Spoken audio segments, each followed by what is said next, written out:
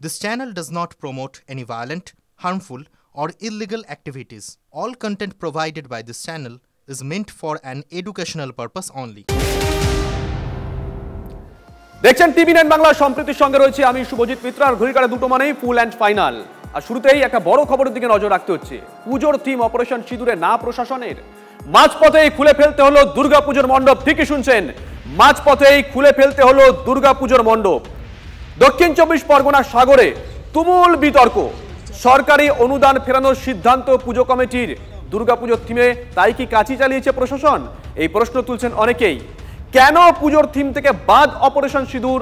প্রশ্ন তুলে সরব হয়েছেন পুজো উদ্যোক্তারা। এবারে থিম ছিল অপারেশন সিঁদুর। আমরা কার্ডে ছাপিয়েছি, আমরা ফেস্টুন ব্যানার দিয়েছি, বিবিধ জায়গায় প্রচার হয়েছে, কিন্তু কিছু প্রশাসনিক চাপের ফলে আমাদেরকে এটা পিছিয়ে যেতে হয়েছে। আমরা বন্ধ করে দিয়েছি। প্রশাসনের তরফে কি এই থিমটার জন্য চাপ? হ্যাঁ, থিমের জন্য চাপ। এই থিমটা করা যাবে না। কারা বললো এই চাপটা? না, এর নাম বলবো না, নাম বলা যাবে না। প্রশাসনিকভাবে বললাম। আপনাদের সাগরের স্থানীয়? হ্যাঁ, সাগরের স্থানীয় প্রশাসন। আমরা একটা সিদ্ধান্ত করেছি যে সরকারি যে অনুদানটা আমাদের দেয় পুজোতে, আমরা সেটা প্রশাসনকে ফেরত দিয়ে দেবো। শুভেন্দু আমাদের সঙ্গে লাইভে রয়েছেন, আমাদের সহকর্মী। শুভেন্দু, এটা অভিযোগ, মানে পুজো উদ্যোক্তা অভিযোগ করছেন অপারেশন সিঁদুর থিম করেছিলেন, তাই প্রশাসনের তরফ থেকে বলা হয়েছে এই থিম করা যাবে না। এটা ওনাদের অভিযোগ। কিন্তু প্রশাসন কি বলছে? পুলিশ গিয়ে বলতে পারে না ভাই তোমরা প্যান্ডেলের কাপড় খুলে ফেলো, বাস খুলে ফেলো? একটা কারণ দেখাতে হয়। কারণটা কি?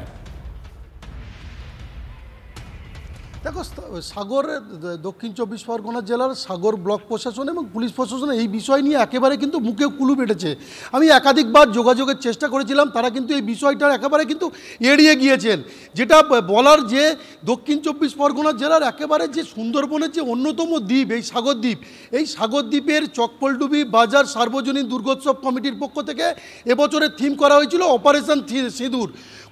কয়েক মাস ধরেই কিন্তু তারা প্রস্তুতি সেরে ফেলেছিল, প্রচার সেরে ফেলেছিল, তাদের হ্যান্ডবিল ছাপানো হয়ে গেছিল।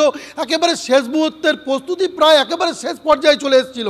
হঠাৎ করে সাগরের ব্লক প্রশাসন, পুলিশ প্রশাসন অভিযোগ, যে কমিটির যারা কর্মকর্তা তারা অভিযোগ করছে যে তাদের উপর চাপ সৃষ্টি করা হয়। কেন না, এই অপারেশন সিঁদুরের থিম একেবারে এই মণ্ডপ তৈরি করা যাবে না। ফলে তারা কিন্তু সেই চাপের মুখে পড়ে একেবারে তারা সেই মণ্ডপ খুলে ফেলে। তবে এই ঘটনা নিয়ে ব্যাপক আলোড়ন তৈরি হয়েছে। আসবো তোমার কাছে শুভেন্দু, আরো একটা প্রশ্ন আছে, আসবো। তবে তার আগে স্থানীয় বাসিন্দারা যারা এই পুজোর সঙ্গে জড়িত তারা কি বলছেন একবার শোনাই। এটি রাজনৈতিক দলের বর্তমান তৃণমূল কংগ্রেসের প্রধান এবং এখানকার যিনি মেম্বার আছেন ওনারাই এইটা পুজোটা পরিচালনা করছেন। তৃণমূলের কাছে অপারেশন সিঁদুরটা এখন একটা রোগের মতো একটা অবস্থা তৈরি হয়েছে। তবু সে জায়গায় দাঁড়িয়ে কিন্তু এরা করবে সিদ্ধান্ত নিয়েছিল এবং যথারীতি আমন্ত্রণপত্র ছাপা হয়ে গেছে। আমন্ত্রণপত্র আমাদের এমএলএ সাহেবের কাছেও ওনারা অনেক আগে দিয়ে এসছেন, এখানে পুরো ডিস্ট্রিবিউট হয়ে গেছে। কিন্তু তারপরেও হঠাৎ করে প্রচণ্ডভাবে সোচ্চার হয় এই বিষয়টা নিয়ে আমাদের এমএলএ সাহেব, যে তোমরা থাকতে থাকতে এই ধরনের কথা না, তোমাদের সব অনুদান সব বন্ধ করে দেবো, তোমাদের সব সাসপেন্ড করে দেবো এবং আগামী দিনে কীভাবে তোমরা রাজনীতি করো এসব দেখবো। তো সঙ্গে সঙ্গে এরা পরের দিন গত সোমবারে ওরা বসে এখানে সিদ্ধান্ত গ্রহণ করে যে আমরা টাকাও ফেরত দেবো, ওনাকে দিয়ে উদ্বোধন করাবো না এবং অপারেশন সিঁদুরও আমরা করাবো না। শুভেন্দুর কাছে আরো একবার যাবো। শুভেন্দু, এনারা বলছেন যে এনারা দুর্গাপুজোর যে অনুদান সেটা নেননি, এটা একটা পার্ট গেল। কিন্তু শহর কলকাতা হোক বা জেলা বিভিন্ন জায়গায় যখন আমরা এই সময়টা যাই, রাস্তায় এরকম হোর্ডিং লেখা থাকে যে পুজোর উদ্যোক্তা বা উপদেষ্টা যে কোনো রাজনৈতিক দলের ABCD যে কোনো স্তরের নেতা হতে পারেন। এনাদের কোনো উপদেষ্টা বা উদ্যোক্তা কোনো রাজনৈতিক রঙে কি রাঙানো? দেখো, তৃণমূল নেতৃত্ব তারা কিন্তু এই পুজো মণ্ডপের এই কমিটিকে কিন্তু দাগিয়ে দিচ্ছে, যে বলছে যে এরা বিজেপির দিকে পরিচালিত। সেই কারণের জন্যই কিন্তু এই অপারেশন সিঁদুরের থিম বন্ধ করে দেওয়া হয়েছে। কিন্তু যদিও বিজেপি কিন্তু এই বিষয়টা নিয়ে আসবো তোমার কাছে। সুকান্ত মজুমদার এই মুহূর্তে আমাদের সঙ্গে রয়েছেন। সুকান্ত বাবু, শুভজিৎ রয়েছে, সম্প্রীতি রয়েছে আমার সঙ্গে। আমরা একটি দক্ষিণ 24 পরগনার একটি পুজো মণ্ডপের খবর তুলে ধরছি। সেখানকার উদ্যোক্তা যারা তারা বলছেন তারা দুর্গাপুজোর অনুদান নেননি, এক, আর দুই, তারা এবার অপারেশন সিঁদুর থিম করেছিল। প্রশাসনের তরফ থেকে বলা হয় যে এই থিমটা আপনারা করতে পারবেন না।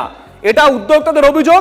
প্রশাসনের সঙ্গে আমরা একাধিকবার যোগাযোগ করার চেষ্টা করেছি, সব স্তরের প্রশাসনিক আধিকারিকদের সঙ্গে, কেউ এটা নিয়ে এখনো পর্যন্ত টু শব্দটি করেননি। সুকান্ত বাবু, না, প্রশাসনকে অধিকার কে দিয়েছে যে কোন থিমে পুজো হবে সেটা প্রশাসন ঠিক করে দেবে?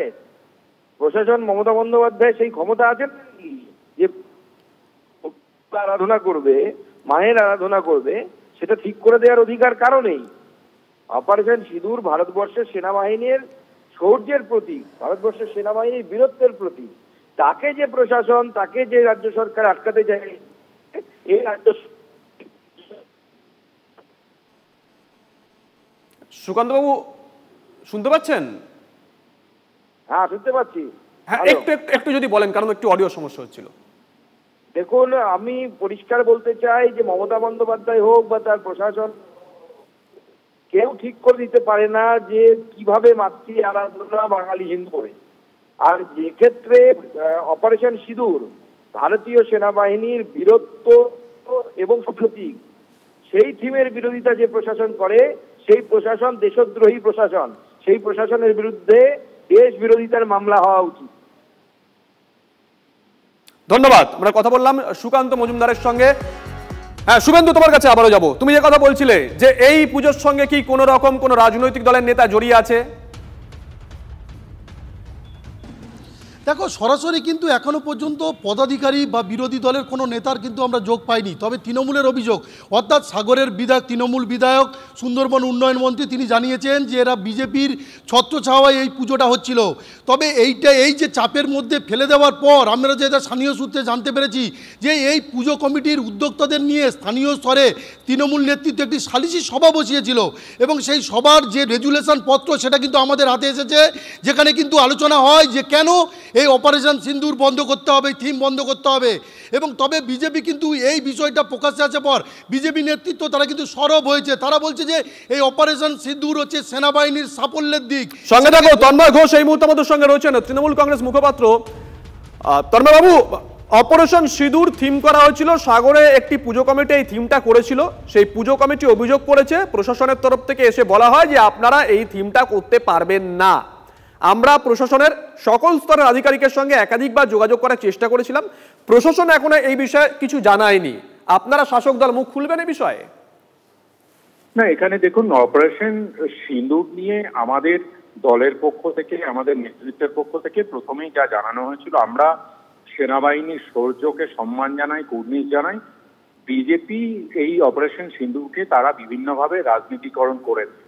আমরা দেখেছি, সেটা পুজো প্যান্ডেল হোক বা অন্য জায়গায় হোক, তারা রাজনীতিকরণ করেছে। দেশের সেনাবাহিনী যারা আমাদেরকে রক্ষা করে, যাদের জন্য আমাদের গর্ব, তাদেরকে নিয়ে রাজনীতি করা পোষায় না। কিন্তু দুর্গাপুজোয় কেউ প্যান্ডেল করেছে, খুলে দেবে, সেরকম কোনো নির্দেশ আমার মনে হয় না দলীয় স্তরে বা প্রশাসনিক স্তরে আছে। পুরো বিষয়টা খোঁজ নিয়ে জানা হবে। আমার মনে হয় না পশ্চিমবাংলায় এরকম পরিস্থিতি তৈরি হয়েছে, এগুলো বিজেপি শাসিত রাজ্যে হয়। ধন্যবাদ তন্ময় বাবু। বঙ্কিম হাজরা রাজ্যের মন্ত্রী, তার সঙ্গে আমরা কথা বলেছিলাম, তিনি স্থানীয় বিধায়কও বটে। তিনি কি বলেছেন একবার শোনাই। তারা কোন থিম নিয়ে পুজো করবে সেটা আমাদের কাছে কোনো খবর ছিল না।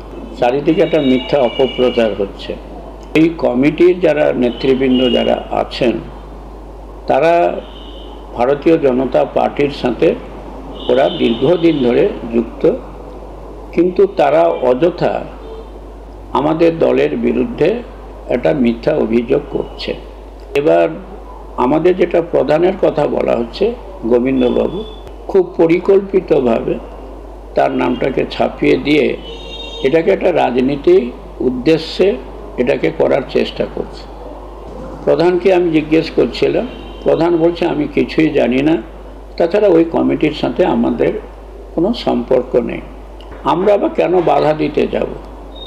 আমি যে কথা আগে বললাম, যে যার ধর্মের ইস্যু নিয়ে সেটা করতে পারে। দেখুন, সাগরের পুজোর দিকে আমরা নজর রাখছি, পাশাপাশি এই একই থিম কিন্তু এবার কলকাতা পুরসভার বিজেপি কাউন্সিলর সজল ঘোষ যে পুজো করে থাকেন সন্তোষ মিত্র স্কোয়ারেও হচ্ছে। সেখানেও সজল ঘোষের তরফ থেকে একাধিকবার অভিযোগ করা হয়েছিল প্রশাসন তাদের উপরে বিনা কারণে চাপ তৈরি করার চেষ্টা করছে। যদিও এই অভিযোগ আগেও উঠেছিল সন্তোষ মিত্র স্কোয়ারে একাধিকবার, পরপর বছরের পর বছর ধরে উঠে আসছিল। এবারও সজল ঘোষ একই অভিযোগ করেছেন।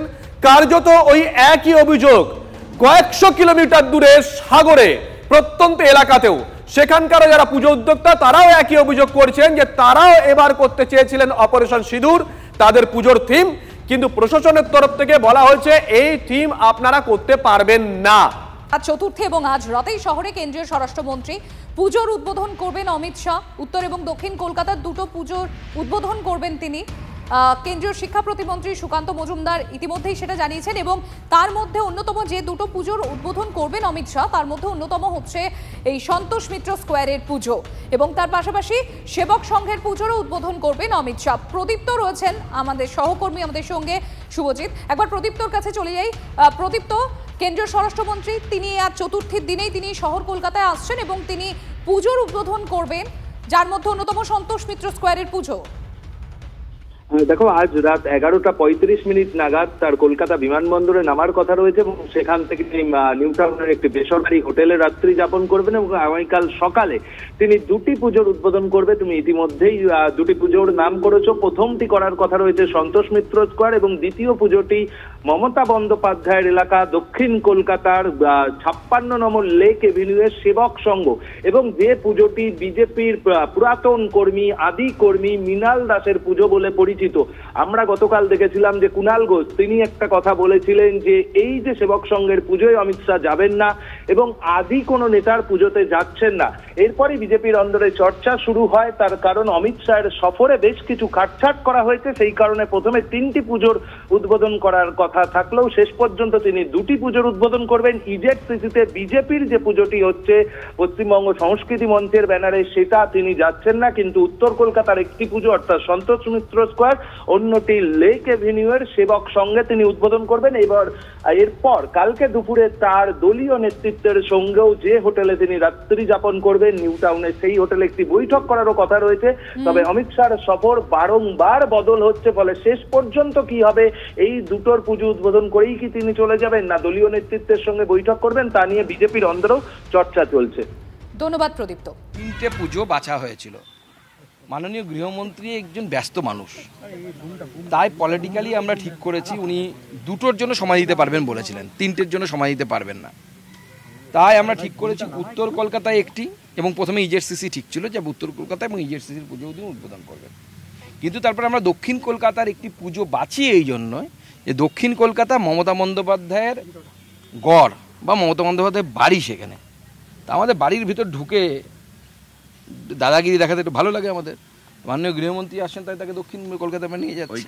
প্রথমত বিজেপি নিজেদের পুজো বলে ইজেডসিসিতে সল্টলেকে বিধাননগরে যে পুজোটা করে সেটা তো সম্পূর্ণভাবে একটা বেআইনি পুজো। একটা কেন্দ্রীয় সংস্থার জায়গাকে জোর করে নিয়ে, যে কেন্দ্রীয় সংস্থার গঠনতন্ত্রে লেখা আছে কোনো রাজনৈতিক অনুষ্ঠান কিংবা কোনো ধর্মীয় অনুষ্ঠানের জায়গার জন্য এটা ব্যবহৃত হবে না, এটা হবে শুধু সাংস্কৃতিক অনুষ্ঠানের জন্য। সেইখানে একটা দুর্গাপুজো হাঁকিয়ে বসছেন শুধু গায়ের জোরে কেন্দ্রীয় সরকারে আছি বলে। অমিত শাহ সাহস আছে ওটাকে উদ্বোধন করার, তারপর তো ওর এগেনস্টেই হয়ে যাবে মামলা। কি কোন হিসেবে করছেন? সুতরাং এইসব অনেক রকম গন্ডগোল আছে বিজেপির অভ্যন্তরে, বিজেপির মধ্যেই। আর কোন জায়গায় গিয়ে অমিত শাহ কি করবেন এখন দেখা যাক। এবার যে খবরের দিকে আমরা নজর রাখবো, ধসে 6 শ্রমিকের মৃত্যু। 2 সপ্তাহের মধ্যে খুলে গেল নলহাটির বেআইনি পাথর খাদান। কয়েকদিন বন্ধ থাকলেও আবারও চালু ক্রাশার। বাহাদুরপুরের বেআইনি খাদান থেকে আবারও বেরোচ্ছে পাথর বোঝাই ডাম্পার। আর প্রশাসনের নজর এড়িয়ে ফের কিভাবে চালু হলো এই বেআইনি পাথর খাদান, এই প্রশ্নই উঠছে। নলহাটির বাহাদুরপুর, সেই বাহাদুরপুরে অবৈধ খাদানে পাথরের ধসে চাপা পড়ে 6 জনের মৃত্যু। আর সেই 6 জনের মৃত্যুর পর দিন কয়েক বন্ধ ছিল পাথর খাদানগুলি এবং এখন ফের খুলে গেছে সেই সমস্ত পাথর খাদান। সেই সমস্ত পাথর খাদানে আবারও শুরু হয়েছে কাজ। অবৈধ এই পাথর খাদান থেকে কিভাবে প্রশাসনের নজর এড়িয়ে এই সমস্ত পাথর এখান থেকে উঠছে এবং সেগুলিকে ক্যাশারে নিয়ে যাওয়া হচ্ছে, তার পরবর্তী ক্ষেত্রে সেগুলিকে বিভিন্ন জায়গায় পাঠানো হচ্ছে, কিভাবে প্রশাসনের নজর এড়িয়ে চলছে সেটাই এখন সব থেকে বড় প্রশ্ন।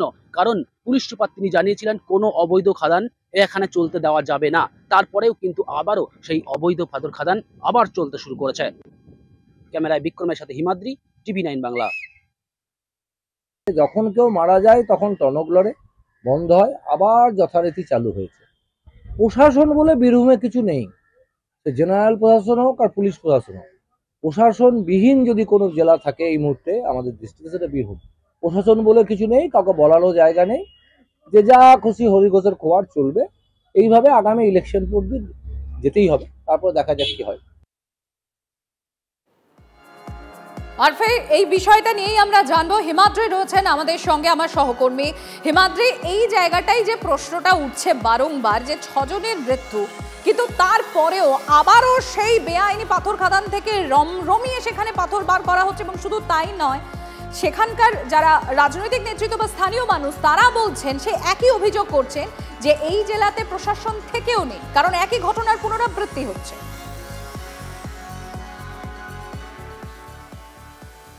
দেখো, 6 জনের মৃত্যু হয়েছে, প্রথমে 5 জন, পরে আরও 1 জনের মৃত্যু হয়েছে। তারপরেও কিন্তু নলহাটির ওই সমস্ত বেশ কয়েকটি খাদান থেকে অবৈধ পদ্ধতিতে পাথর তোলা হয়েছে। এবং বিজেপি বা বিরোধীরা বলছেন যে কিভাবে এটা চলছে, তারা প্রশ্ন তুলছেন, কারণ পুলিশ সুপার জানিয়েছিলেন কোনো অবৈধ খাদান এখানে চলতে দেওয়া যাবে না। ইতিমধ্যেই কিন্তু বিজেপির পক্ষ থেকে একটি ডেপুটেশনও দেওয়া হয়েছে যাতে ওই খাদানগুলিকে বৈধ করে দেওয়া হয়, কারণ তারাও চাইছেন যে অবৈধ খাদান না থাক, বৈধ খাদান থেকে বৈধভাবে ব্যবসা করা হোক। কারণ ব্যবসায়ীদেরও একাংশ চাইছে যে বৈধ খাদান করা হোক, সেখান থেকেই আমরা ব্যবসা করব। কিন্তু সেটা কেন হচ্ছে না সেই প্রশ্ন তারা তুলছেন। এই যে নলহাটির খাদান বাহাদুরপুর, সেখানে কিন্তু 6 জনের মৃত্যু হয়েছিল। সেই মৃত্যুর পর এই খাদান কিন্তু একেবারে সম্পূর্ণভাবে বন্ধ থাকার কথা, কিন্তু সেখানে বেশ কয়েকটি খাদান থেকে কিন্তু পাথর তোলা হয়েছে। এই ছবি কিন্তু উঠে আসছে এবং সব মিলিয়ে এখন দেখার বিষয় যে এটাকে সম্পূর্ণভাবে বন্ধ করে দেওয়া হয় কিনা, কারণ বা এগুলিকে বৈধ যে পরিবেশ দপ্তরের ছাড়পত্র, সেই ছাড়পত্র তারা পায় কিনা। কারণ বিরোধী দলগুলি কিন্তু ইতিমধ্যেই প্রশ্ন তুলতে শুরু করেছে যে কেন এগুলিকে বৈধ ঘোষণা না করা হবে না, বা বৈধ করতে গেলে যে প্রয়োজনীয় নথিপত্র সেগুলি সরকার নেক এবং তারপর এগুলিকে বৈধ করুক, সেই প্রশ্ন তারা তুলছেন। ধন্যবাদ হিমাদ্রি। যে খাদান ছিল সেটা ইলিগালভাবে অপারেট হচ্ছিল। আমরা এর আগেও এরিয়াতে ইলিগাল খাদানের এগেনস্ট আমরা সিভিল প্লাস পুলিশ অ্যাডমিনিস্ট্রেশন মিলে ওখানে অভিযান চালিয়েছি, অ্যাকশনও নেওয়া হয়েছে, ক্লোজও করা হয়েছে। কিন্তু এরা চোরি চুপে লুকিয়ে খাদান অপারেট করছিল। যে মূল অভিযুক্ত আছে বুলু ঘোষ, ওকে আমরা অ্যারেস্ট করেছি, নলহাটি থেকে ওকে অ্যারেস্ট করা হয়েছে, ওকে কাস্টাডিতে নিয়েছি।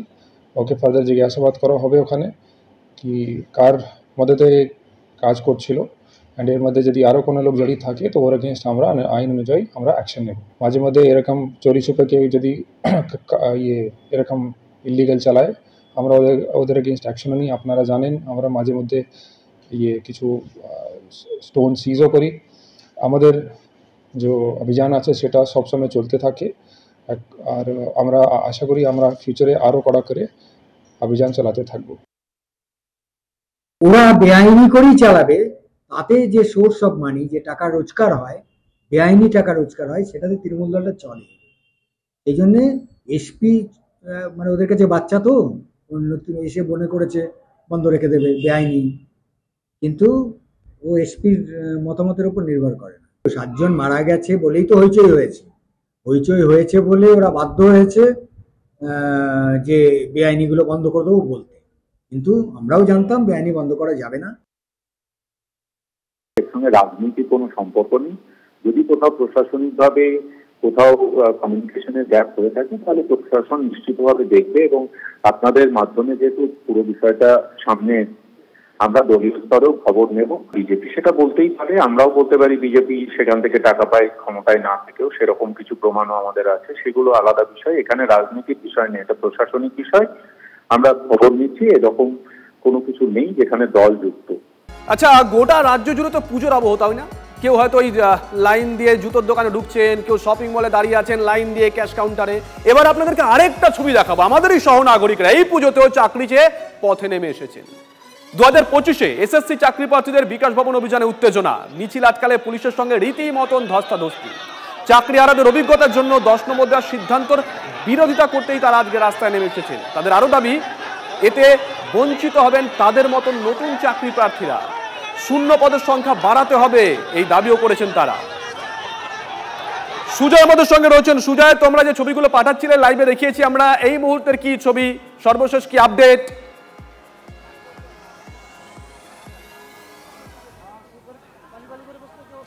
দেখো 2025 এসএসসিতে যারা এই এক মাসও হয়নি যারা পরীক্ষা দিয়েছেন, নিজেদের যোগ্যতা প্রমাণের পরীক্ষা দিয়েছেন, তার মধ্যেই তাদের আজকে রাস্তায় নামতে হচ্ছে নিজেদের অধিকারের দাবিতে। এবং আমরা দেখলাম যে করুণাময়ী থেকে মিছিল শুরু হয়ে বিকাশ ভবনে আগেই পুলিশ তাদের আটকে দেয় এবং বেশ কিছুক্ষণ বচসা ধস্তাধস্তি চলতে থাকে। এই মুহূর্তে 10 জনের প্রতিনিধি দল তারা এই মুহূর্তে বিকাশ ভবনে গিয়েছেন তাদের নিজেদের দাবি দাওয়াগুলি তুলে ধরতে, এবং তাদের অপেক্ষায় অর্থাৎ যারা বিকাশ ভবনে গিয়েছেন তাদের সঙ্গে কি কথা হয়, তাদের দাবি দাওয়াগুলো তুলে ধরার পর বিকাশ ভবনের তরফ থেকে কি বলা হয় সেই সম্পর্কে আমরা জানার চেষ্টা করব। যারা এখানে রয়েছেন, যার সঙ্গে যারা আপনাদের সঙ্গীরাই 10 জন গিয়েছেন, দাবিগুলো তো ওই একটাই যে ওই বোনাস 10 নম্বর সেটা কমাতে হবে, সমতা রাখতে হবে এবং শূন্যপদ বাড়াতে হবে। মূলত আমাদের 5টা দাবি আছে যে দীর্ঘ 10 বছর পর এই এসএসসি পরীক্ষা হচ্ছে, লক্ষ লক্ষ বেকার যুবক যুবতী তারা কিন্তু প্রস্তুতি নিচ্ছিল এই চাকরির পরীক্ষার জন্য, কিন্তু দেখা যাচ্ছে যে 35,000 শূন্যপদ আছে।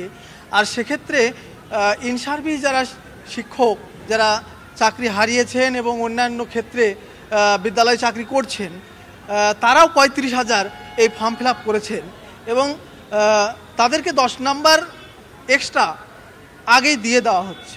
আপনাদের এই দাবি দাওয়াগুলো আমরা তুলে ধরেছি। আপনাদের যারা সহকর্মী বা বন্ধু যারা গিয়েছেন তাদের যদি দাবি দাওয়াগুলি না মানা হয় পরবর্তীতে আপনারা কি করবেন নাকি এখান থেকে চলে যাবেন? আমাদের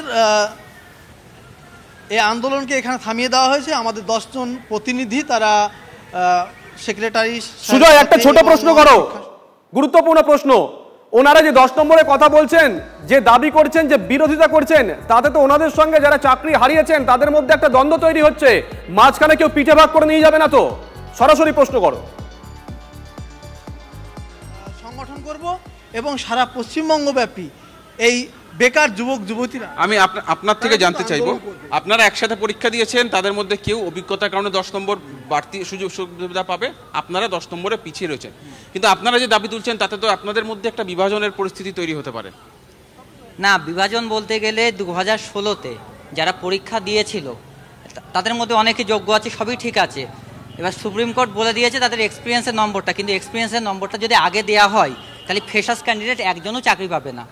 আর আমাদের যে 10 বছর ধরে কোনো এসএসসি পরীক্ষা হয়নি, আমরা যে প্রস্তুতি নিয়েছিলাম, মানে আপনারা চাকরি পাওয়ার জায়গাটা কমে আসছে, একদম কমে আসছে। আর দ্বিতীয় কথা, আমি আপনাকে একটা সিম্পল হিসাব বল, তাহলে উপায় কি? সুপ্রিম কোর্ট বলেছে তো, সরকার নিজে থেকে দেয় একদম। ওনারা কি কোনো মামলা মোকদ্দমা যাবেন? তাহলে তো ওনাদের প্রসেসটাও ডিলে হবে। সুজয়, সায়েন্সের ভ্যাকান্সি প্রচন্ড কমে গেছে, ইউআর মেলদের অবস্থা খুবই খারাপ। আগে যে ফিজিক্যাল সায়েন্সে যেমন আমি বলছি 2016-তে 1400 ভ্যাকান্সি ছিল। এই পরিস্থিতিতে আপনাকে একটা প্রশ্ন করতে চাই যে প্রথম থেকে বিভিন্ন মামলা এই চাকরি সংক্রান্ত বিষয় রয়েছে, তাহলে কি আপনাদের যে বিষয়টা আপনারা যে দাবি দাবা করছেন এটা যদি মৌখিকভাবে সমাধান না হয় তাহলে আপনারাও কি মামলার করার কথা ভাবছেন? একদমই তাই, কারণ না হলে তো কোনো ফ্রেশার ছেলেপিলে চাকরি পাবে না। কারণ মামলা করবেন? একদম, অবশ্যই মামলা হবে, অবশ্যই মামলা হবে। কারণ আমরা তো মানে ফ্রেশার্সরা তো গিনিপিক না যে তাদের নিয়ে এক্সপেরিমেন্ট করা হবে। কারণ আমরা নজর থাকবে, সুজয় নজর রাখো। আমরা এই মুহূর্তে আপনাদেরকে যে ছবি দেখাচ্ছি, যারা 2025-এ এসএসসিতে বসলেন, মানে যারা চাকরিচ্যুত নন, চাকরি হারা নন, তারা বলছেন চাকরি হারাদের 10 নম্বর দেওয়া হচ্ছে, তাতে তারা অনেকটাই পিছিয়ে থেকে শুরু করবেন, এমনকি আশঙ্কা প্রকাশ করছেন তাদের চাকরি পাওয়ার সম্ভাবনাটাও কমে যাবে। তাই তারা আজকে এসএসসি ভবনে এসেছেন এসএসসির কাছে আবেদন করতে যে তাদের যেন, মানে যারা চাকরিচ্যুত হয়েছেন তাদের যেন অতিরিক্ত 10 নম্বর না দেওয়া হয়।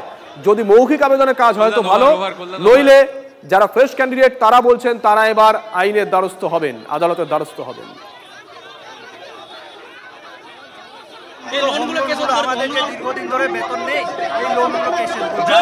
যোগ্য হয়ে আমাদের বেতন নেই, 7 মাস বেতন বন্ধ। আমাদের 14,64,000 টাকা আমাদের লোন আছে, এই লোনগুলো কে শোধ করবে? আলোচনার কোনো জায়গা নেই, আজকে ওনাকে জবাব দিতে হবে। 7 মাস ধরে বেতন নেই, আজকে কেন আমাদের সাথে এটা হচ্ছে? পুজোর সময় ঘরে ছোট ছোট বাচ্চা, বৃদ্ধ মা বাবা, তাদেরকে মুখে কিচ্ছু তুলতে পারছি না আমরা। লোন রয়েছে, চাপ রয়েছে, এত চাপ আমরা সহ্য করবো কি করে? প্রত্যেক মহিলা ব্যাংকে চিঠি আসছে, পাচ্ছি না। প্রতিবারই বলে গেছেন যে যোগ্যদের চাকরি একটাও যাবে না, আজকে চাকরিও গেল, বেতনও বন্ধ, খাতা বন্ধ। তাহলে আমাদের মেরে দিন, একবারে মেরে দিয়ে আপনার স্বস্তি হন। আমাদের জীবন্ত লাশের উপর দিয়ে মুখ্যমন্ত্রীকে পিঠে কাটতে বলুন, পিঠে কাটতে বলুন প্যানেলে প্যানেলে। আজ শুভতে যে খবরের দিকে আমাদের নজর ছিল, যে টেটের ইতিহাসে সর্বনিম্ন পাশের হার। 2023-এর টেটে পাশের হার হচ্ছে 2.47%। আর এই 2022-এ টেট পাস করেছিলেন 1,54,000 প্রার্থী, আর 2023-এ পাশ করেছেন মোটে 6,754 জন। ডিএলএড না থাকায় 2022-এ বাদ পড়েছিলেন 97,000। 2022-23 মিলিয়ে টেট পাস করা চাকরি প্রার্থীর সংখ্যা দাঁড়িয়েছে মাত্র 63,000-এ। প্রাথমিকে 13,421টি শূন্যপদ পূরণে অনুমোদন অর্থ দপ্তরে, আর পাশের হার বেশি হলে নিয়োগের জন্য লড়াই আরও তীব্রতর হতো। আর সেই কারণেই কি 2023-এর টেটে এত কম সংখ্যক পাস? এই প্রশ্নই উঠছে এখন। সুমন আমাদের সহকর্মী রয়েছেন আমাদের সঙ্গে। সুমন, এখানেই প্রশ্নটা উঠছে যে মাত্র একটা বছরের ব্যবধানে পাশের হারে এত ফারাক কেন? দেখো, খুব ইম্পর্টেন্ট বিষয়টা হচ্ছে যে টেট শুরু হয়েছে আমাদের রাজ্যে 2012 সাল থেকে। এই 13 বছরে সবচেয়ে কম পাশের হার হচ্ছে এবারে। এবং তুমি যদি খুব ইম্পর্টেন্টলি একটা জিনিসকে দেখো যে কেন এই পাশের হার হঠাৎ করে কমে গেল। অনেকে বলছেন প্রশ্ন কঠিন হয়েছিল, কিন্তু প্রশ্ন কঠিন হলে তার পাশ করার যে সীমাটা সেটা তো একই আছে। সেক্ষেত্রে কিন্তু পাশের হারে খুব বেশি প্রভাব পড়ার কথা নয়। মূল সমস্যা হচ্ছে এটা, বিরোধীরা যেটা নিয়ে প্রশ্ন তুলছে, যেহেতু খুব সামান্য শূন্যপদ মাত্র 13,000, সেইখানে যদি অনেক সংখ্যক পরীক্ষার্থী পাশ করে যেতেন তাহলে নিয়োগ প্রার্থীর সংখ্যা বেড়ে যেত, রাস্তায় আরো বেশি আন্দোলন হতো, আরো অনেকে নিয়োগের দাবিতে সরব হতেন। এই পরিস্থিতি এড়াতেই কি টেট পাসের সংখ্যা কমে গেল? এই প্রশ্ন বিরোধীরা তুলছে। তবে আমরা পরিসংখ্যান দেখে বলতে পারি যে 2.47% পাস টেটে এর আগে এত খারাপ অবস্থা কখনো হয়। এই প্রথম এই অবস্থা। ভিন রাজ্যের সাথে তুলনা করলেও এত কম টেট পাস এটা কিন্তু সচরাচর চোখে পড়ে না। মাত্র 6,000 জন টেট পাস করেছেন, পরীক্ষা দিয়েছিলেন অনেক। সেই জায়গায় বিরোধীরা কিন্তু এই প্রশ্ন তোলার সুযোগ পেয়ে যাচ্ছে, তাহলে কি ইচ্ছে করেই কম জনকে পাস করানো হলো যাতে রাস্তায় মিছিল কম হয়? ধন্যবাদ সুমন।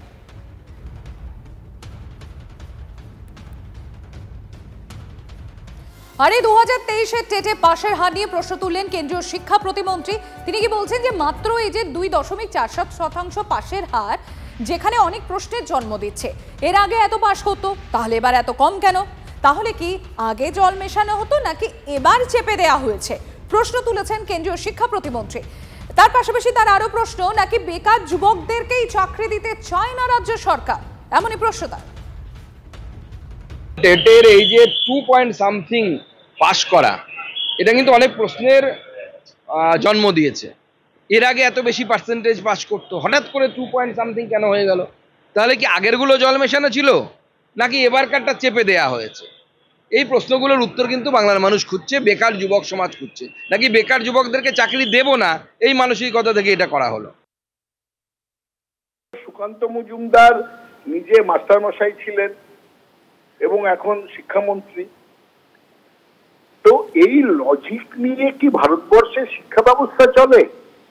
উনি যখন মাস্টারমশাই ছিলেন তখন কি সমস্ত ক্ষেত্রে আগের পরীক্ষায় কত পার্সেন্টেজ পাস করেছে আর এখনকার পরীক্ষায় কত সংখ্যক পরীক্ষার্থী পাস করছে সেইটা মিলিয়ে তারপরেতে ফল প্রকাশ করতেন? এরকম অবৈজ্ঞানিক অবাস্তব কথা কারা বলতে পারে? বলতে পারে অর্ধশিক্ষিত কিংবা উদ্দেশ্য প্রণোদিত ভাবে যারা বক্তব্য রাখে। শিক্ষিত লোকরা ভারতবর্ষের যে কোনো পরীক্ষা নিয়ে কখনো আগের বছর আর এই বছর পার্সেন্টেজ কত পাস করলো সেই নিয়ে একটা রাজনৈতিক বক্তব্য তৈরি হতে পারে? আমি জানি না এর পেছনে লজিক কি হিসেবে দেবেন। ভারতীয় সেনার ইতিহাসের সবচেয়ে বড় ড্রোন মহড়া হতে চলেছে এই অক্টোবরে, অর্থাৎ এই পুজোর মাসে একযোগে ড্রোন মহড়া করবে ইন্ডিয়ান এয়ারফোর্স, ইন্ডিয়ান নেভি এবং ইন্ডিয়ান আর্মি। 6 অক্টোবর থেকে 10 অক্টোবর মধ্যপ্রদেশে হতে চলেছে সবচেয়ে বড় ড্রোন মহড়া কোল্ড স্টার্ট। সায়ন্ত আমার সহকর্মী রয়েছেন আমার সঙ্গে, আমি একবার সায়ন্তর কাছে চলে যাব। সায়ন্ত, একদিকে অগ্নি প্রাইমের সফল উৎক্ষেপণ, তার পাশাপাশি এই ড্রোন মহড়া। যদি আমরা একটু মডার্ন ওয়ারফেয়ারের দিকে নজর রাখি তাহলে এখন এই সাইবার ওয়ারফেয়ার, তার পাশাপাশি এই ড্রোন ওয়ারফেয়ার এখন কিন্তু গোটা বিশ্বে ছেয়ে গিয়েছে। সেখানে দাঁড়িয়ে ভারতের এত বড় একটা ড্রোন মহড়া হতে চলেছে, এটা ভারতের এই 3 বাহিনীকে আরো কত শক্তিশালী করবে? দেখো সম্প্রতি ভারতীয় সেনার পূর্বাঞ্চল সদর দপ্তর ফোর্ট উইলিয়ামে যখন কমান্ডার কম্বাইন্ড কনফারেন্স হয়, সেখানে কিন্তু এই ট্রাই সার্ভিস অর্থাৎ নৌসেনা, স্থলসেনা এবং বায়ুসেনা যে কোনো অপারেশন যাতে যৌথভাবে করতে পারে এবং সেটাতে মসৃণভাবে হয় তার সিদ্ধান্ত হয়েছিল।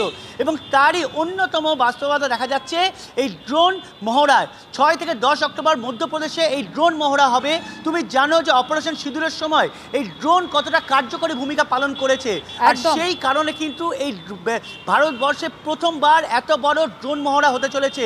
মূলত ড্রোন শক্তি কতটা আমাদের কাছে রয়েছে এবং কতটা দিয়ে শত্রুকে নাস্তানাবুদ করা যায়, মূলত একেবারে তাদেরকে পর্যদুস্ত করা যায়, তারই অন্যতম মহড়া হিসাবে এই মধ্যপ্রদেশকে বেছে নেওয়া হয়েছে। মূলত যে স্ট্র্যাটেজিক্যালি ইম্পর্টেন্ট এই কারণ এই মধ্যপ্রদেশ একেবারে ভারতের মধ্য জায়গায় অবস্থিত এবং সেখান থেকে গোটা দেশের ওপর কিভাবে এই ড্রোন দিয়ে নিজেদের নজরদারি চালানো যায়, ড্রোন দিয়ে কোনো শত্রুপক্ষ অ্যাটাক করা যায়, এমনকি ড্রোনের কতটা কার্যকরী ভূমিকা রয়েছে। বর্তমানে অপারেশন সিঁদুরের পর কিন্তু একের পর এক ড্রোন যেগুলো অস্ত্র বহন করতে পারে, যেগুলো মিসাইল বহন করতে পারে, সেই ধরনের একাধিক ড্রোন কিন্তু এখন ভারতীয় সেনার হাতে চলে এসেছে এবং গত 2 মাসে কিন্তু ড্রোনের দিক থেকে ভারতীয় সেনা অত্যন্ত শক্তিশালী হয়েছে। এই অবস্থায় দাঁড়িয়ে নিজেদের শক্তিকে ঝালিয়ে নেওয়ার অন্যতম জায়গা হতে চলেছে এই ড্রোন মহড়া। এবং পাকিস্তান যে পরিমাণ ড্রোন চলেছে সেটা দিয়ে এয়ার ডিফেন্স সিস্টেম যেভাবে নাস্তানাবুদ করেছে, ভারতীয়দের দিক থেকে যে ড্রোন দিয়ে যেভাবে নজরদারি এবং ড্রোন অ্যাটাক করে পাকিস্তানকে সম্পূর্ণ একাধিক জঙ্গি ঘাঁটি হোক বা একাধিক অস্ত্র ভাণ্ডার হোক তাদেরকে যেভাবে নাস্তানাবুদ করেছে, তার সেই জায়গায় দাঁড়িয়ে ভারতীয় ড্রোন আগামী দিনে যে কোনো দেশের পক্ষে কতটা শক্তিশালী, দেশের পক্ষে কতটা ক্ষতিকর হতে চলেছে, সেইটা কিন্তু ড্রোনের এই মহড়ার মধ্যে বুঝিয়ে দেওয়া যাবে। এবং একটা এই ভারতের এই শক্তি মহড়া কিন্তু অন্য দেশকেও বার্তা পাঠানো যে শুধুমাত্র স্থলসেনা বা বায়ুসেনার ওপর ডিপেন্ডেন্ট নয়, ড্রোনের মাধ্যমেও ভারত কিন্তু অনেকটা শক্তিশালী দিক থেকে অনেকটা এগিয়ে গিয়েছে। আর এই ড্রোন শুধুমাত্র আমরা যা দেখেছি এতদিন সেই ড্রোন নয়, এই ড্রোনের পরীক্ষা হবে মিসাইল ক্যারি করতে পারে কিনা বা অস্ত্র বহন করতে পারে একেবারে, এবং শুধুমাত্র তাই না, কাউন্টার অ্যাটাকের ক্ষেত্রেও এই ড্রোন কতটা কার্যকরী সেই বিষয়েও পরীক্ষা নিরীক্ষা চলবে এই মক ড্রিলে। আপাতত তোমাকে ধন্যবাদ সায়ন্ত। আর 6 দশক পর এবার অবসর নিচ্ছে MiG-21। আগামীকাল বাহিনী থেকে বিদায় নিচ্ছে ভারতীয় বিমান বাহিনীর ফাইটার জেট MiG-21। আপনারা জানেন 1963-তে এয়ারফোর্সে যোগ দিয়েছিল রাশিয়া থেকে আসা এই যুদ্ধ বিমান MiG-21। আর একসময় ভারতীয় বিমান বাহিনী মানে ইন্ডিয়ান এয়ারফোর্সের কমব্যাট যে ফ্লিট রয়েছে সেই ফ্লিটের সবচেয়ে গুরুত্বপূর্ণ উইং ছিল এই যুদ্ধ বিমান MiG-21। দশকের পর দশক ধরে 870টিরও বেশি যুদ্ধ বিমান বাহিনীতে আনা হয়েছিল। 65 এবং 71-এ পাকিস্তানের সঙ্গে যুদ্ধে, কার্গিল যুদ্ধে উল্লেখযোগ্য ভূমিকা নিয়েছিল এই MiG-21। 2019-এ বালাকোট এয়ার স্ট্রাইক, সেই এয়ার স্ট্রাইকেও এই MiG-21 ব্যবহার হয়েছিল। চণ্ডীগড় এয়ারফোর্স স্টেশনে নির্দিষ্ট প্রথা মেনে ফ্লাই পাস্ট দেয়া হবে, তার রিহার্সালও হয়ে গিয়েছে। আর 1963 সালে এই বেসেই প্রথম কাজে লাগানো হয়েছিল এই MiG-21-কে। শুক্রবারে অনুষ্ঠানে যোগ দেওয়ার কথা প্রতিরক্ষা মন্ত্রী রাজনাথ সিং সহ 3 বাহিনীর প্রধানদের।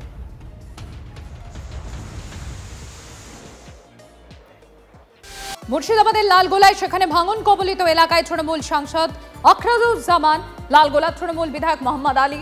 কয়েক সপ্তাহ ধরে লালগোলায় পদ্মার ভাঙন শুরু হয়েছে। ভিটেমাটি ছাড়া বহু পরিবার পদ্মায় তলিয়ে গিয়েছে আস্ত বাড়ি, জায়গা, জমি। দেখুন সেই ছবি।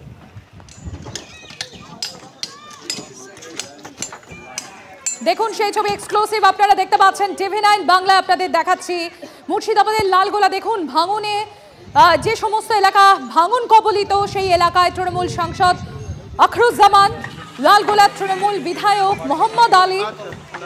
আপনারা জানেন কয়েক সপ্তাহ ধরেই লালগোলায় পদ্মার ভাঙন শুরু হয়েছে। ভিটেমাটি ছাড়া বহু পরিবার পদ্মায় তলিয়ে গিয়েছে আস্ত আস্ত বাড়ি, জায়গা, জমি। সেই ছবিও তুলে ধরছে আপনাদের সামনে। কৌশিক আমার সহকর্মী রয়েছেন আমাদের সঙ্গে। কৌশিক, এই ভাঙন কবলিত এলাকা, সেখানে সাংসদ বিধায়করা তারা গিয়েছেন, কিন্তু এই ভাঙন তো বহু বছরের সঙ্গে, কি বলছেন তারা?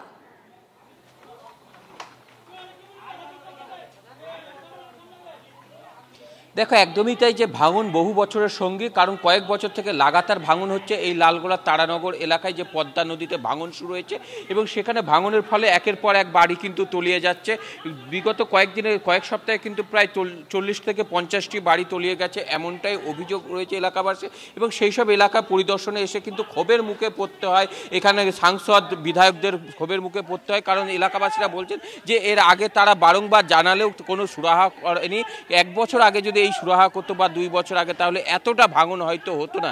তারা বারংবার প্রশাসনের দ্বারস্থ হয়েছে। সেই সময় তাদের আশ্বাস, তারা যখন আশ্বাস দিচ্ছিলেন, সেই আশ্বাসেও কোথাও যেন যে এলাকাবাসীরা বলছিলেন যে এইরকম আশ্বাস প্রতিশ্রুতি বারংবার আপনারা দিয়ে যান মিডিয়ার সামনে, ক্যামেরার সামনে, কিন্তু পরবর্তীতে কোনো কাজ হয় না। তবে যেটা মন্ত্রী দাবি করেছেন যে 7.5 কোটি টাকা দিয়ে ভাঙন রোধের জরুরি ভিত্তিতে কাজ হবে, কিন্তু সেক্ষেত্রেও কিন্তু এলাকার মানুষ খুশি নয়। 7.5 কোটি টাকা দিয়ে কোনো কাজ হবে না বলে দাবি করেছেন এলাকার মানুষজন। কিন্তু কৌশিক, আবহাওয়া দপ্তরের যে পূর্বাভাস রয়েছে তাতে পুজোর এই মাসটা অর্থাৎ অক্টোবরে সেখানেও এরকম ভারী বৃষ্টির আশঙ্কা করা হচ্ছে। সেক্ষেত্রে ভাঙনের হাত থেকে যে এই মুহূর্তে রেহাই পাবেন সেখানকার মানুষজন, সেই রকম কোনো আশার বাণীও শোনা যাচ্ছে না। তাহলে সাংসদ বিধায়করা যখন সেখানে যাচ্ছেন, কি অবস্থা? তাদের কি কোনো ত্রাণ শিবিরে নিয়ে আসা হবে? তাদের জন্য আপাতত কোনো ব্যবস্থা করা হবে? কিছু কি বলা হয়েছে? কোনো কি এরকম কোনো সুরাহা হবে বলে কি কোনো আশ্বাসবাণী শোনানো হয়েছে এখনো প্রশাসনের তরফে?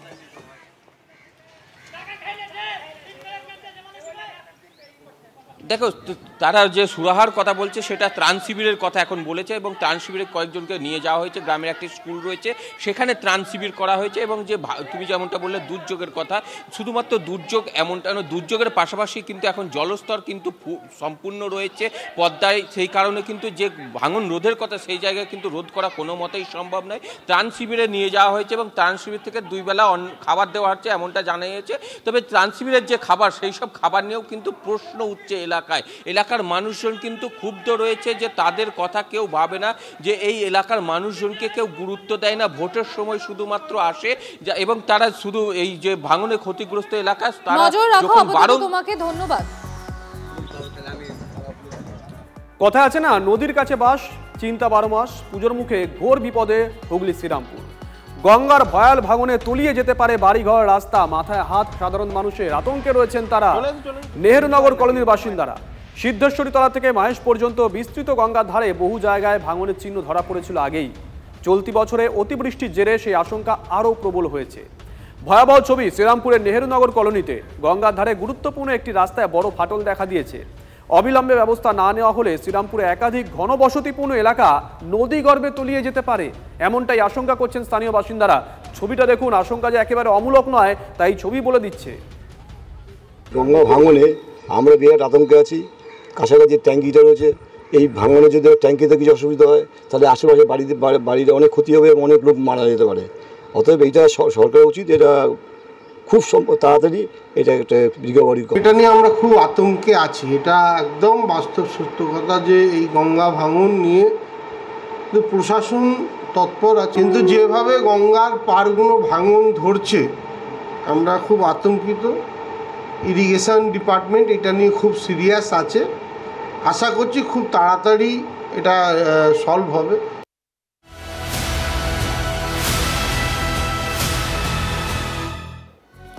দুর্যোগ কেটেছে কিন্তু দুর্ভোগ কাটেনি। 3 দিন ধরে জলমগ্ন অজয়নগরে বাইপাস সংলগ্ন আবাসনের ভিতরে প্রায় 1 হাঁটু জল। ইলেকট্রিক সাপ্লাই রুমে জল ঢুকে যাওয়ায় বিদ্যুৎ পরিষেবা বন্ধ করে দেওয়া হয়।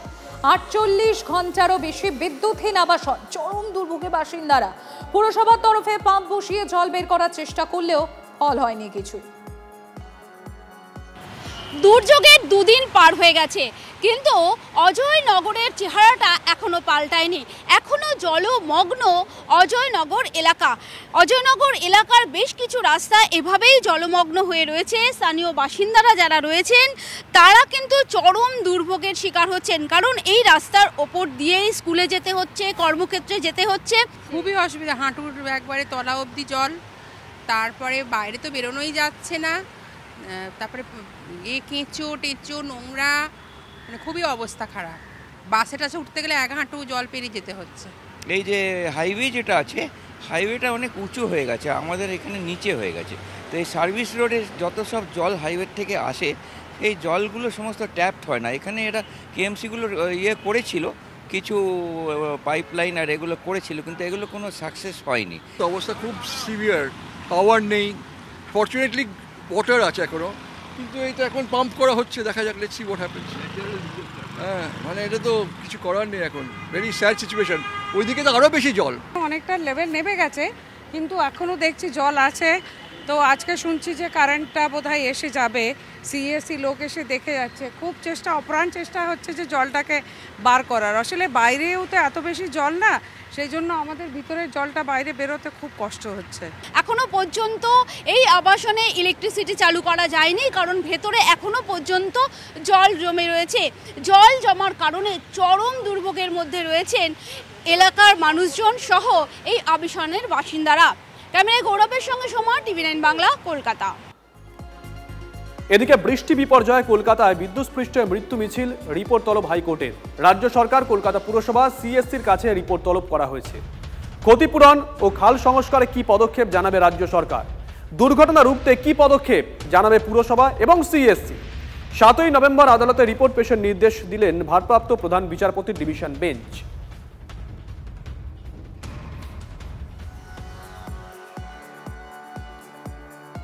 আর পুজোর আজ চতুর্থী আপনারা জানেন, কিন্তু পুজোয় প্রতিদিনই বিক্ষিপ্ত বৃষ্টির পূর্বাভাস দিচ্ছে আলিপুর আবহাওয়া দপ্তর। তবে এখনো পর্যন্ত শুধু পঞ্চমীতে ভারী বৃষ্টির সতর্কতা রয়েছে।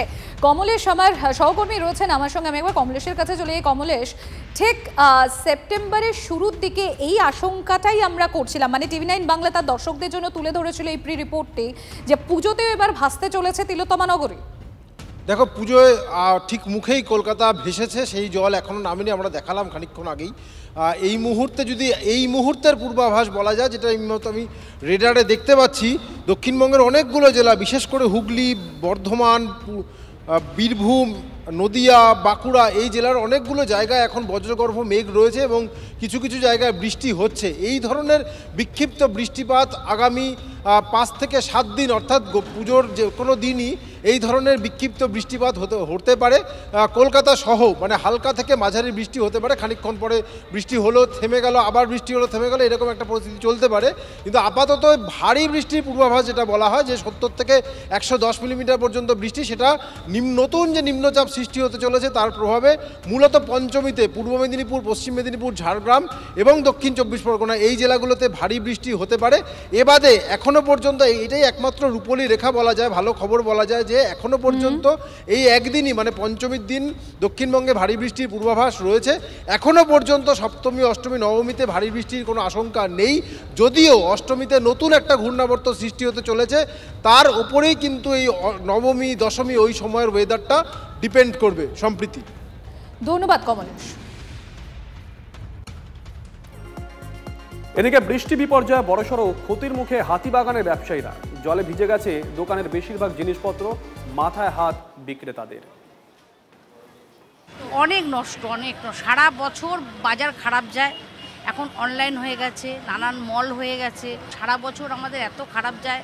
আমরা আশা করে বসে থাকি যে পুজোর সময় যদি একটু বাজার পাই, সারা বছরটা যদি তুলতে পারি, কিন্তু এরকমভাবে যদি এরম হয়, আর এমনই সময় হয়েছে যে কেউ নেই, মোটামুটি সবাই থাকে, যে যার মাল সেফটি করে যেতে পারত, এমন হয়েছে। এটা তো মাঝরাত থেকে মানে জোর বৃষ্টিটা হয়েছে। অনেকে আজকে 2-3 জন দোকানও খুলতে পারিনি, তাদের সম্পূর্ণ মাল ভিজে গেছে।